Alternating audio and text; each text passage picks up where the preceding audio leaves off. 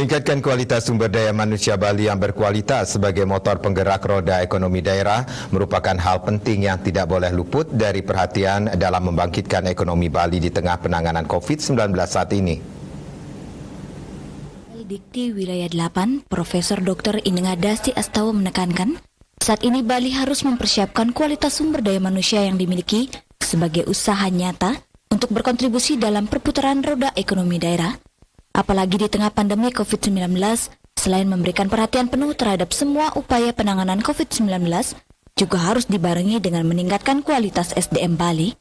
Salah satunya melalui berbagai bentuk kerjasama antara perguruan tinggi untuk mencetak lulusan mahasiswa siap bersaing di dunia global. Tetap SDM Bali harus menjadi titik pangkal karena Bali ini pulau kecil, tidak punya sumber daya alam, tidak punya sumber daya ekonomi yang berlimpah kecuali sumber daya manusia.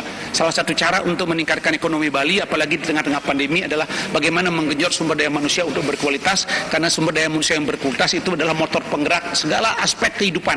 Tidak ada negara yang maju kalau sumber daya manusianya rendah. Oleh karena itu saya bangga mengajak semua teman ini untuk selalu berkonsentrasi pada peningkatan kualitas. Kata kuncinya kita maju, recovery, survival dari segala macam karena SDM kita yang paling utama. Tanpa itu jangan bermimpi untuk menjadi yang lebih baik. Ditambahkan pula bahwa Bali tidak bisa hanya mengandalkan sumber daya alam yang dimiliki, namun harus didukung dengan penguatan sumber daya manusia.